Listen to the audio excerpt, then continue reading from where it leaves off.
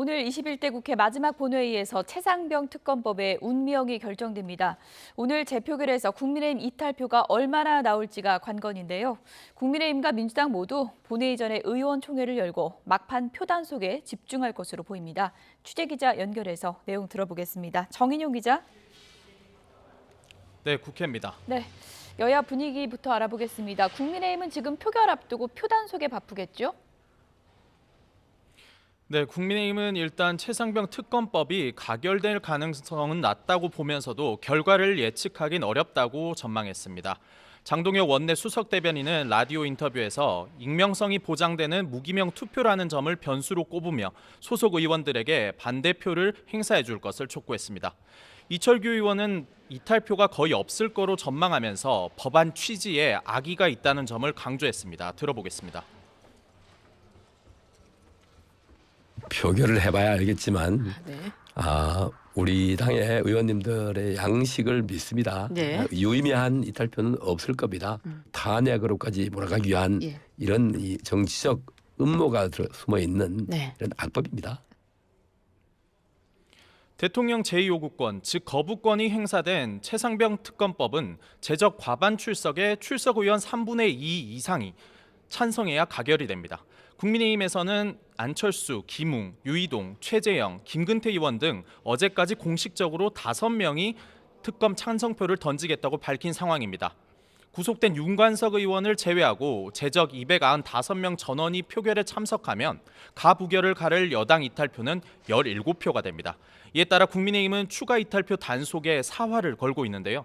오늘 오후 본회의 전 의원총회를 열고 의원들의 동의를 거쳐 특검 반대를 당론으로 채택할 방침입니다.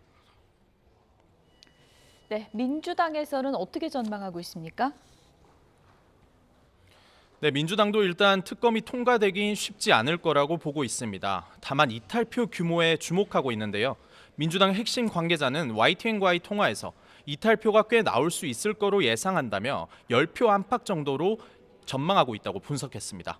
박주민 의원은 라디오 인터뷰에서 추가 이탈표가 있을 거란 기대 섞인 전망을 언급하기도 했습니다. 들어보겠습니다.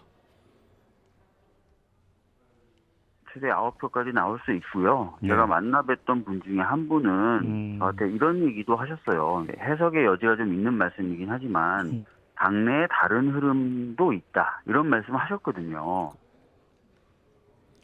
마찬가지로 본회의 전 의원총회를 여는 민주당은 혹시 모를 내부 이탈표를 살피고 특검 통과 의지를 다질 거로 보입니다. 민주당은 이번에 특검이 통과되지 않으면 범야권 의석수가 192석으로 늘어나는 22대 국회 때 1호 법안으로 재발의하겠다는 입장인데요. 이탈표 규모가 22대 국회 특검 발의의 당위성과 추진 동력을 확보하는 가늠자가 될 전망이어서 표결 결과에 촉각을 곤두세우고 있습니다. 네, 국회 최대 현안이 지금 국민연금 개혁안인데 오늘 본회의에서는 다뤄지지 않는 건가요? 네, 최근 김진표 국회의장 주재로 여야가 만났지만 합의에 이르지 못하면서 연금 개혁안은 22대 국회로 넘어갈 거란 전망이 지배적입니다. 국민의힘은 시간이 촉박한 만큼 22대 국회에서 논의해야 한다는 입장입니다. 내는 돈인 보험료율과 받는 돈인 소득 대체율을 조정하는 모수 개혁뿐 아니라 국민연금의 틀을 바꾸는 구조 개혁까지 한꺼번에 다뤄야 한다는 겁니다. 국민의힘 원내 핵심 관계자는 YTN과의 통화에서 현재까지 논의가 충분히 된 만큼 이를 토대로 22대 국회에서 신속히 처리하겠다고 밝혔습니다. 반면 민주당은 연금개혁안 통과를 위한 원포인트 본회의를 여는 것도 가능하다며 처리를 촉구하고 있습니다. 윤종근 원내대변인은 기자들과 만나 본회의에 직회부된 7개 법안과 함께 국민연금 개혁안까지 21대 국회에서 처리했으면 좋겠다는 게 당의 기본 입장이라고 밝혔습니다. 다만 연금개혁안이 본회의에 통과되려면 국회 연금특위와 법사위가 잇따라 열려야 하는데 둘 모두 여당이 위원장이어서 사실상 처리가 어렵다는 분석이 나옵니다. 오늘 본회의의 다른 한 건도 궁금한데요. 어떤 법안이 올라가죠? 네, 오늘 오후 2시에 본회의가 열릴 예정인데요. 현재까지는 모두 5개의 안건이 본회의에 올라갈 전망입니다. 앞서 말씀드린 최상병 특검법과 선구제, 후회수 방침을 담은 전세사기 특별법이 대표적인데요. 여기에 국정감사 결과보고서 채택의 건과 결의안 2건이 있습니다. 전세사기 특별법은 야당 과반 찬성으로 통과될 가능성이 크지만 정부 여당이 재정 부담과 다른 피해자와의 형평성 문제를 이유로 반대하고 있는데요. 대통령이 제2요구권, 거부권을 행사하고 끝내 폐기 수순을 밟을 거란 전망이 유력시됩니다. 국민의힘은 최상병 특검법 본회의 상정도 반대한 만큼 이외 나머지 추가 쟁점 법안들은 합의 없이 처리해선 안 된다는 입장입니다. 추경호 원내대표는 아침 원내대책회의에서 민주당이 마지막 본회의까지 일방통행을 한다고 강하게 비판했습니다. 들어보겠습니다. 민주당은 여야 간 의사일정 합의도 없이 본회의를 강행하려 하고 있습니다. 원구성부터 마지막 본회의까지 4년 내내 일관된 민주당 일방통행이 개탄스러울 따름입니다. 반면 민주당은 민주유공자 예우법과 양국관리법 등 본회의 직회부가 요구된 7개 민생 법안까지는 함께 상정해야 한다고 요구하고 있습니다.